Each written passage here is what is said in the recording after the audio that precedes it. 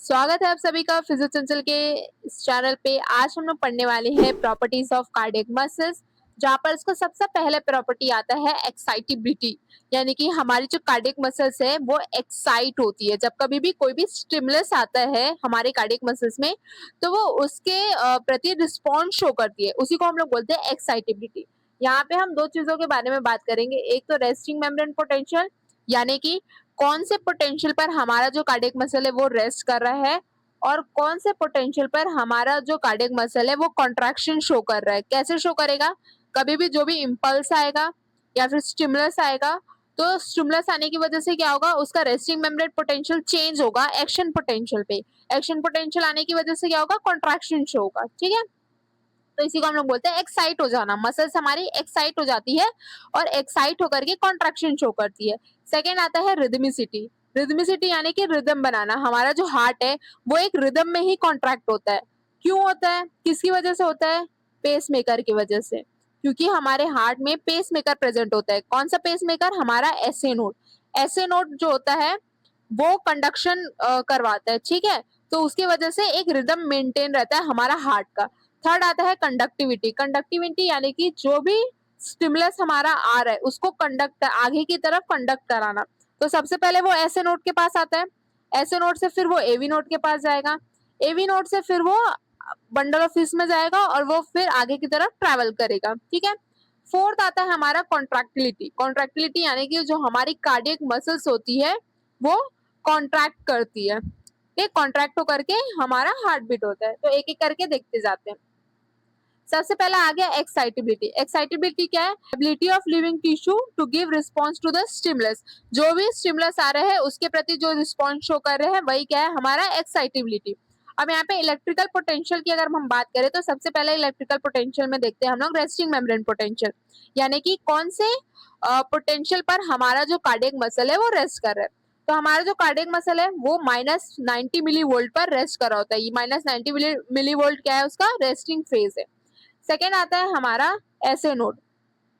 SA node क्या है? हमारा पेस मेकर है। पेस मेकर -55 से लेकर के -90 मिली वोल्ट तक में, मतलब इनके बीच के रेंज में इसका रेस्टिंग फेज है। ठीक है, थर्ड आता है पुरकिंजे। पुरकिंजे फाइबर, ये -87 मिली वोल्ट से लेकर के -100 मिली वोल्ट के बीच में इसका रेस्टिंग मेम्ब्रेन पोटेंशियल होता है। अब ये तो बात हो गई कि जब हमारा कार्डियक मसल रेस्ट कर रहा है। अब देखते हैं जैसे ही इम्पल्स आता है, ठीक है, हमारा जो भी कार्डियक मसल है उसमें जैसे ही इम्पल्स आएगा या फिर स्टिमुलस आएगा तो फिर क्या होगा, इसमें एक्शन पोटेंशियल जनरेट होगा। एक्शन पोटेंशियल जनरेट होगा तो क्या होगा, पहले देखते हैं। देखो यहाँ पे तीन फेसेस होते हैं। ठीक है, ये हमारा कार्डियक मसल है, ये हमारा कार्डियक मसल हो गया। ठीक है, ये हमारा कार्डियक मसल है। तो जब कार्डियक मसल अपने रेस्ट फेज में होता है, जब कार्डियक मसल अपने रेस्ट फेज में होता है तब क्या होता है, नेगेटिविटी अंदर होती है। ये सारी नेगेटिविटी अंदर की तरफ में होती है और जितना भी पॉजिटिविटी है वो सारा बाहर में होता है। ठीक है, नेगेटिविटी अंदर होती है। और अंदर में क्या सबसे ज्यादा होता है? अंदर में पोटेशियम सबसे ज्यादा होता है और सोडियम बाहर में ज्यादा होता है हमारे सेल के। ठीक है, तो ये हो गया हमारा रेस्ट फेज का बात। अब जैसे ही हमारा इम्पल्स आता है, ठीक है, जैसे ही हमारा इम्पल्स आया है यहाँ पे हमारे कार्डियक मसल्स में, तब क्या होगा यहाँ पे, डीपोलराइजेशन। अब क्या होगा यहाँ पे, डीपोलराइजेशन। यानी कि अभी इम्पल्स आ गया। हमारा रेस्टिंग फेज क्या था, -90 मिली वोल्ट। -90 मिली वोल्ट में हमारा जो कार्डियक मसल था वो बिल्कुल रेस्ट कर रहा था। अब क्या हुआ, अब यहाँ पे इम्पल्स आया। इम्पल्स आने की वजह से क्या हुआ, वहां पर अभी हमारा एक्शन पोटेंशियल जनरेट हुआ। एक्शन पोटेंशियल जनरेट होने की वजह से क्या हुआ, डीपोलराइज हुई हमारी मसल। डीपोलराइजेशन में क्या हो रही है, जितना भी अंदर में इसमें पॉजिटिविटी आ जा रही है, अंदर में पॉजिटिव आ रहा है। क्यों पॉजिटिव आ रहा है? क्योंकि जैसे ही हमारा इम्पल्स आता है तो इम्पल्स आने की वजह से क्या होता है, जो यहाँ पर हमारा जो कार्डियक मसल्स के पास में जो सोडियम पंप होता है, जो सोडियम पंप होता है ना वो एक्टिवेट हो जाता है और सोडियम अंदर की तरफ आ जाता है बहुत ज्यादा, जिसकी वजह से पॉजिटिविटी अंदर आ जाती है और पोटेशियम ना बाहर जाने लगता है, जिसकी वजह से नेगेटिविटी बाहर बढ़ जाती है। अब तो ये हो गया कॉन्ट्रैक्शन वाला फेज, यानी कि अभी तक ये रेस्ट कर रहा था। रेस्ट करने के बाद इम्पल्स आया तो वो डीपोलराइजेशन हुआ, डीपोलराइजेशन होकर के जो भी उसका काम था, यानी कि हमारे हार्ट मसल का क्या काम है, कॉन्ट्रैक्ट होने का ना, तो वो कॉन्ट्रैक्ट हुआ। अब कॉन्ट्रैक्ट होने के बाद में उसको वापस भी आना है, क्योंकि हमारा जितनी भी मसल्स है वो इसी प्रिंसिपल पे चलती है, rest and contract, rest and contract. Continue contract करेगी तो वहां पे टिटेनी आ जाएगी, है ना। सो यहाँ पे इसने पहले रेस्ट में था, फिर उसके बाद में उसने डीपोलराइज होकर के कॉन्ट्रैक्ट किया, उसके बाद में वापस से उसको अपने फेस में जाना है। इस फेस को हम लोग बोलते हैं रीपोलराइजेशन। वापस से उसकी पोलैरिटी फिर से आ रही है तो उसको हम लोग बोलेंगे रीपोलराइजेशन। रीपोलराइजेशन में क्या हो रहा है, वापस से जो नेगेटिविटी है वो अंदर की तरफ में आ रही है और जितनी भी पॉजिटिविटी है वो वापस से बाहर की तरफ आ रही है, ठीक है, वापस से ये बाहर की तरफ आ रही है। तो ये टोटल 3 फेसेस होते हैं हमारे कार्डियक मसल्स में, ठीक है, जब उसका एक्शन पोटेंशियल आता है। तो एक ग्राफ से समझते हैं कि क्या हो रहा है यहाँ पे। अब यहाँ पर समझो, अभी जो ये वाला जो फेस है, यहाँ पे हमारा जो कार्डियक मसल है वो -90 मिलीवोल्ट पर रेस्ट कर रहा है, ठीक है। ये जो हमारा कार्डियक मसल है वो -90 मिलीवोल्ट पर रेस्ट कर रहा है। अब जैसे ही उसको इम्पल्स मिला, जैसे ही उसको इम्पल्स मिला, अब क्या होगा, जो हमारा सोडियम पंप है, वोल्टेज गेटेड सोडियम चैनल्स है वो ओपन हो जाते हैं, और voltage gated sodium channel open होने की वजह से बाहर जो सोडियम था वो अंदर आने लगता है, ठीक है। अब इस बाहर जो सोडियम था उसको अंदर आने की वजह से क्या होता है, हमारा जो रेस्टिंग मेम्ब्रेन पोटेंशियल है वो चेंज हो जाता है +20 मिलीवोल्ट पर, क्योंकि इसका sodium voltage gated sodium channel जो है वो जैसे ही ओपन होते हैं तो बहुत रैपिडली सोडियम जो है वो अंदर आने शुरू हो जाते हैं, ठीक है, रैपिडली अंदर आता है, जिसकी वजह से हमारा जो रेस्टिंग मेम्ब्रेन पोटेंशियल है वो एकदम पीक पर पहुंच जाता है +20 मिलीवोल्ट में, सीधा +20 मिलीवोल्ट पे चेंजेस आ जाती है, ठीक है, जिसकी वजह से हमारा जो पोटेंशियल है वो पीक पर पहुंच जाता है। जैसे ही सोडियम चैनल ओपन हुआ, सोडियम सारा अंदर आया, अब अंदर में जो हमारे पोटेशियम भैया थे, ठीक है, इसको ये घर से भगा देता है, बोलता है अब मैं अंदर आ गया हूँ, अब तुम जाओ, ठीक है। अब इसके ऐसे बोलने की वजह से पोटेशियम क्या करता है, अपना बोरिया बिस्तरा बांधता है और वो बाहर जाता है बेचारा। जितने भी पोटेशियम थे वो धीरे धीरे बाहर जाने लगते हैं। अब चूंकि पॉजिटिविटी अंदर आ रही है, ठीक है, नेगेटिविटी बाहर जा रही है, तो थोड़ा सा क्या होता है, इसका पोटेंशियल डिक्रीज हो जाता है, ठीक। तो यहाँ पे ये जो पहला फेज था 0, ये क्या है हमारा डीपोलराइजेशन, ये हमारा डीपोलराइजेशन वाला फेज है। ये यहाँ पे रेस्ट कर रहा है, ये हमारा रेस्टिंग फेज है। रेस्ट फेज होने के बाद में क्या है हमारा डीपोलराइजेशन। अब डीपोलराइजेशन हो गया, उसका जो भी काम था वो हो गया, अब वापस से वो रिपोलराइजेशन वाले फेज में आता है। तो फर्स्ट वाला जो फेज क्या है, इनिशियली रिपोलराइजेशन, इनिशियली रिपोलराइजेशन हो रहा है, वापस से वो अपने ओरिजिनल वाले उसमें आना चाह रहा है। तो इनिशियली रिपोलराइजेशन होने के लिए उसने सबसे पहले किसकी मदद मांगी, पोटेशियम की, पोटेशियम को वापस से बाहर फेंकने शुरू कर दिया उसने, ठीक है। फिर उसके बाद में जैसे ही पोटेशियम को बाहर जाते देखा, अब उसकी मदद करने आ जाते हैं कैल्शियम, बोलते हैं रुको मैं जाकर के देखता हूँ ये सोडियम अंदर क्या कर रहा है। तो उसको देखने के लिए हमारे अंदर आते हैं कैल्शियम भैया, ठीक है। अब देखो कैल्शियम भैया का बहुत इंपॉर्टेंट रोल है, बिकॉज जो भी हमारी कॉन्ट्रैक्टिलिटी वाली मसल होती है, जिसमें भी हमारी कॉन्ट्रैक्टिव वाली प्रॉपर्टी होती है ना, जैसे कि हमारा स्केलेटल मसल कॉन्ट्रैक्ट करता है और हमारा कार्डियक मसल कॉन्ट्रैक्ट करता है, तो जब तक कैल्शियम अंदर नहीं आएगा हमारी मसल्स के, हमारी मसल कॉन्ट्रैक्ट ही नहीं होगी, ठीक है। तो it is the most important. और दूसरा चीज ये भी है कि यहाँ पर जो कैल्शियम आ रहा है ये क्या कर रहा है, ये हेल्प कर रहा है ताकि हमारी जो मसल है उसमें टिटेनी प्रोड्यूस ना हो। यहाँ पर ये कैल्शियम आकर के क्या कर रहा है, एक प्लेट्यू बना दे रहा है, ठीक है, एक प्लेट्यू बना रहा है, यानी कि यहाँ पर ये जो पोलैरिटी है अंदर और बाहर की, जो नेगेटिविटी और पॉजिटिविटी है, उसको मेंटेन कर रहा है ताकि हमारा कार्डियक मसल जो है वो उसमें फटीक ना आ जाए, टिटेनी ना आ जाए, ठीक है। तो वो यहाँ पे कैल्शियम का ये रोल है। और पोटेशियम तो धीरे धीरे बाहर जा ही रहा है और कैल्शियम यहाँ पर अंदर आ रहा है, ठीक है। अब उसके बाद जो भी था काम हो गया, जो भी हो गया काम हो गया। अब उसके बाद में हमारा जो है एक्टिवेट होता है सोडियम पोटेशियम पंप।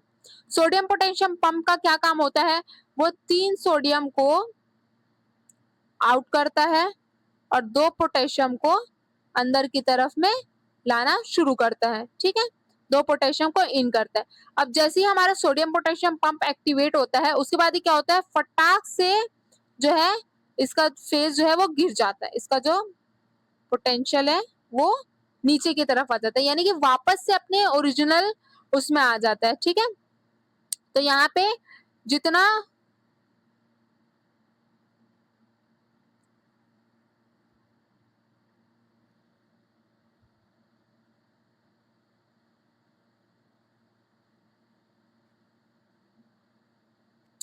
ठीक है।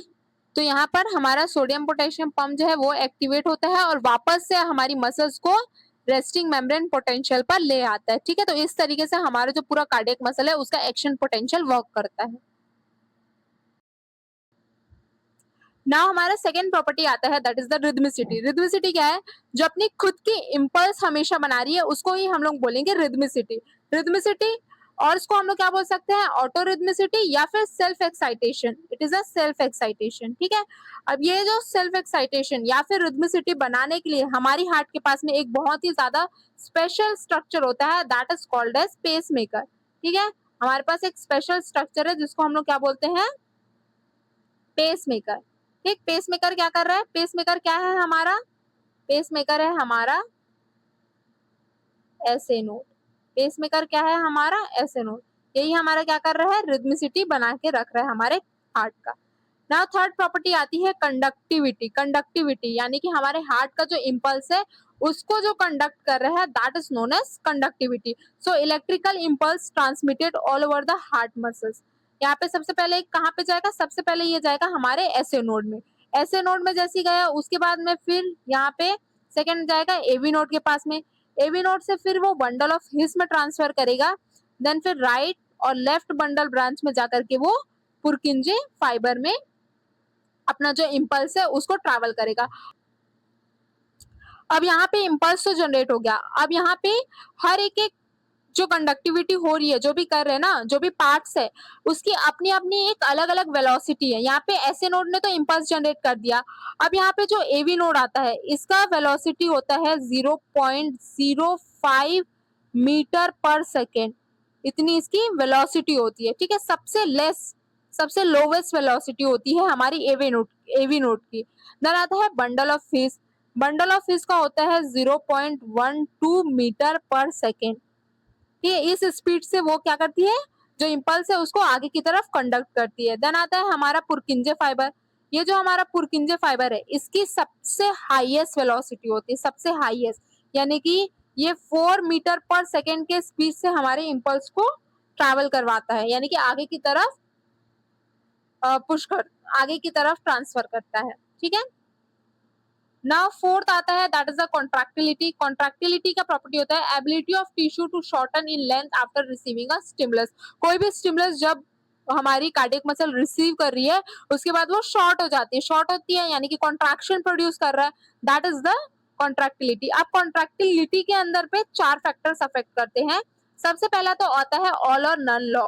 ऑल और नन लॉ क्या होती है? देखो, अब हम इतने देर से बात करते आ रहे हैं कि हर एक एक पार्ट्स का, यानी कि जैसे कि एवी नोड हो गया, बंडल ऑफ फिश हो गया, पुरकिंजे फाइबर हो गया, ऐसे नोड हो गया। सो सभी के अपने अपने रेस्टिंग मेम्ब्रेन पोटेंशियल है, सभी के अपने अपने एक्शन पोटेंशियल है। अगर आप उस उस लेवल का अगर आप स्टिमुलस नहीं दे रहे हो तो वो कॉन्ट्रैक्शन प्रोड्यूस नहीं करेगा। माइनस माइनस -90 मिलीवोल्ट पर मेरा कार्डियक मसल रेस्ट कर रहा है और यहाँ पर वो +20 मिलीवोल्ट पर उसका एक्शन पोटेंशियल जनरेट हो रहा है। अगर मैं इतना उसको स्टिमुलस नहीं दूंगी तो क्या कॉन्ट्रैक्शन हो पाएगा? नहीं हो पाएगा। ठीक है, तो उसी तरीके से हाँ, ऑल और नन लॉ का मतलब क्या होता है? अगर आप हमारी कार्डियक मसल को क्या बोलते हैं, उसके थ्रेशोल्ड स्टिमुलस तक आप दे रहे हो, ठीक है, तो क्या होगा? हमारी सारी की सारी कार्डियक मसल है वो कॉन्ट्रैक्ट होगी। अब देखो, एक सिंगल कार्डियक मसल का स्ट्रक्चर कुछ ऐसा होता है, ठीक है, सॉरी, अब देखो, एक सिंगल कार्डियक मसल का स्ट्रक्चर कुछ ऐसा होता है, ठीक है। अब ये बहुत सारे मिल जाए, ठीक है, बहुत सारे मिल जाए तो ये पूरा एक कार्डियक मसल बनाते हैं हमारा। ठीक है, तो ये हमारा पूरा कार्डियक मसल बनाते हैं। ठीक है, ये तो सिंगल मसल फाइबर हुआ, ये पूरे मसल फाइबर जुड़ करके ही हमारा कार्डियक मसल बना रहे ना। तो ऐसा नहीं है कि यहाँ पे आपने स्टिमुलस दिया तो एक ही मसल फाइबर स्टिमुलेट हो रहा है, नहीं, ये ऑल और नन लॉ पर डिपेंड करते हैं, यानी कि होंगे तो सारे मसल्स एक्टिवेट होंगे, सारे मसल्स में कॉन्ट्रैक्शन होगा, नहीं होगा तो किसी में नहीं होगा। ठीक है, जो भी आप थ्रेशोल्ड स्टिमुलेशन दे रहे हो उसमें होगा तो सारे मसल्स होंगे, नहीं होगा तो कोई भी नहीं होगा, इस तरीके से ही होगा। Either the whole cardiac muscles give maximum response or does not give any response at all। ठीक है, सेकेंड आता है staircase phenomena। staircase phenomena is like short interval of 2 seconds.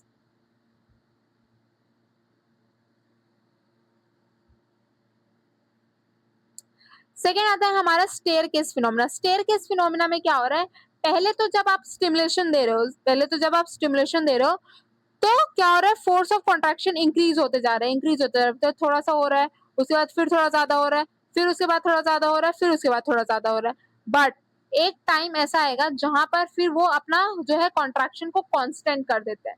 ठीक है, ऐसा नहीं है कि आपने पहले 2 वोल्ट दिया तो क्या बोलते हैं वो यहाँ पे पहुंच गया, उसके बाद 3 वोल्ट दिया तो वो यहाँ पे पहुंचा। ठीक है, अब आपने 4 वोल्ट दिया फॉर एन एग्जाम्पल, अब आपने उसको 5 वोल्ट में, यानी कि अब वो अपने मिनिमम या मैक्सिमम थ्रेशोल्ड स्टिमुलेशन तक पहुंच गया ना, तो अब वो कोई अदर ऐसा नहीं है कि आपने अब उसको 10 वोल्ट दे दिया तो वो यहाँ पहुंच जाएगा, नहीं। एक अपने वो मिनिमम या मैक्सिमम थ्रेशोल्ड पोटेंशियल तक पहुंच गया तो फिर उसका कॉन्ट्रैक्शन एकदम बिल्कुल सेम ही हो जाता है, बिल्कुल कांस्टेंट हो जाता है। अब वो इसी कॉन्ट्रैक्शन पर चलता जाएगा। थर्ड आता है summation of sub minimal stimulus. Summation of sub minimal stimulation यानी कि 1 वोल्ट सबसे छोटा वोल्ट है। अब मैं बार बार 1 वोल्ट का स्टिमुलेशन दे रही हूँ, पर लेकिन मुझे कोई कॉन्ट्रैक्शन मिल ही नहीं रहा है। क्यों? क्योंकि 1 वोल्ट तो बहुत ज्यादा वीक स्टिमुलेशन है, बहुत ही ज्यादा वीक स्टिमुलाई है। ठीक है, बहुत वीक है, 1 वोल्ट में क्या ही हो जाएगा। तो 1 वोल्ट में जब मैं दे रही हूँ तो हमारा कार्डियक मसल हो ही नहीं रहा है कॉन्ट्रैक्ट। बट लेकिन यही 1 वोल्ट को मैं बार बार दूं, रिपीट करते जाऊं तो क्या होगा, इसमें सम्मेशन होते जाएगा, यानी कि 1 वोल्ट जो है इसमें सम्मेशन होते जाएगा, यानी ऐड होते जाएगा। तो क्या होगा, ये बहुत सारी वीक मसल्स अल्टीमेटली कन्वर्ट हो जाएगी स्ट्रॉन्ग स्टिमुलाई में, मिल करके कन्वर्ट हो जाएगी स्ट्रॉन्ग स्टिमुलाई में। So sub minimal strength applied no response. जब आप सब मिनिमल स्ट्रेंथ दे रहे हो यानी कि वीक स्टिमुलाई दे रहे हो तो आपको कोई रिस्पॉन्स नहीं मिल रहा है, लेकिन आप सेम सब मिनिमल स्ट्रेंथ दे रहे हो, उसी स्ट्रेंथ को बार बार दे रहे हो, तब क्या होगा, हार्ट मसल जो है वो रिस्पॉन्स देगा। क्यों? क्योंकि उसमें सम्मेशन होगा, यानी कि जितनी भी वीक स्टिमुलाई है वो एक साथ में जुड़ करके आपको रिस्पॉन्स देगी। फोर्थ आता है रिफ्रैक्टिव पीरियड। रिफ्रैक्टिव पीरियड यानी कि ये वो पीरियड है जहां पर आपका मसल्स जो है वो कोई भी रिस्पॉन्स शो नहीं करेगा। अनरिस्पॉन्सिव पीरियड, कोई भी रिस्पॉन्स आपको शो नहीं करेगा। अब इसके अंदर दो आता है, एब्सोल्यूट रिफ्रैक्टिव पीरियड और रिलेटिवली रिफ्रैक्टिव पीरियड। क्या है ये? यहाँ पे देखो, मैं एक एग्जांपल बताती हूँ कि सपोज आपके घर पे कोई वर्कर है या फिर आप ही हो, कोई वर्क कर रहे हो, ठीक है, कोई काम आप ऑलरेडी कर रहे हो, ठीक है, और उस समय पर आपको अगर कोई काम करने और एक एक्स्ट्रा काम करने के लिए बोले, तब क्या करोगे? आप काम करोगे? नहीं। क्यों नहीं करोगे? क्योंकि भाई ऑलरेडी आप काम कर रहे हो, वैसे हमारी हार्ट की मसल ऑलरेडी कॉन्ट्रैक्टेड है। अब इस टाइम पर मैं और स्टिमुलस दूंगी तो वो और कहाँ से कॉन्ट्रैक्ट होगा? नहीं होगा। ठीक है, तो यहाँ पर वो बिल्कुल भी रिस्पॉन्स नहीं देगा, चाहे आप कितना भी काम बता लो। ठीक है, मैं ऑलरेडी एक काम कर रही हूँ, उसमें आप और काम बताओगे तो मैं नहीं करूंगी। ठीक है, सेम वैसे ही हमारा हार्ट मसल भी करता है कि मैं ऑलरेडी यहाँ पे कॉन्ट्रैक्ट हो चुका हूँ, अब आप मुझे कितना भी स्टिमुलाई दे दो मैं नहीं करूंगा, because already muscle depolarization, so second depolarization does not occur. अब आता है रिलेटिवली रिफ्रैक्टिव पीरियड। यानी कि रिलेटिवली रिफ्रैक्टिव पीरियड क्या है? अब चूंकि मैं एक काम तो कर ही रही हूँ, बट मम्मी ने मेरे को बार बार बोला, लेकिन मैं फिर भी नहीं सुनी। अब क्या करेगी मम्मी? क्या करेगी? चप्पल लेकर के सीधा आएगी, बोलेगी तू काम नहीं करेगी, ऐसे कैसे नहीं करेगी। सो वैसे ही हमारा हार्ट मसल होता है, जब ये ऐसे तो कोई भी रिस्पॉन्स शो नहीं करेगा। क्यों? क्योंकि हमारा मसल तो ऑलरेडी डिपोलराइज है। बट जैसे ही जो स्टिमुलस आ रहा है उसका स्ट्रेंथ अगर हम इंक्रीज कर दे तब हो सकता है कि हमारा जो हार्ट है वो कॉन्ट्रैक्शन शो करे। ठीक है, सो ये हमारा properties of cardiac muscles complete होता है। सो कितने प्रॉपर्टीज है? टोटल 4 प्रॉपर्टीज है। पहला तो आता है एक्साइटेबिलिटी, जहाँ पे हमारी मसल जो है वो एक्साइट हो रही है। कैसे एक्साइट हो रही है? With the help of action potential. पहले वो रेस्ट में रह रही है -90 मिलीवोल्ट, देन डीपोलराइजेशन हो रही है, देन रीपोलराइजेशन हो रहा है। सेकेंड प्रॉपर्टी आता है रिदमिसिटी। रिदमिसिटी यानी कि हमारी हार्ट जो है वो एक रिदम बना रही है with the help of pacemaker. Third आता है कंडक्टिविटी, हमारा जो इम्पल्स है वो कंडक्ट कर रहा है। फोर्थ आता है कॉन्ट्रैक्टिविटी, यानी कि हमारी हार्ट की मसल कॉन्ट्रैक्ट हो रही है। उसके अंदर 4 फैक्टर्स आते हैं, all or none law, staircase phenomena, summation of sub minimal stimuli और रिफ्रैक्टिव पीरियड। सो ये रहा हमारा प्रॉपर्टी ऑफ कार्डियक मसल। अगर आप लोगों को पूरा लेक्चर वीडियो समझ आया तो लाइक करना, सब्सक्राइब करना। Thank you.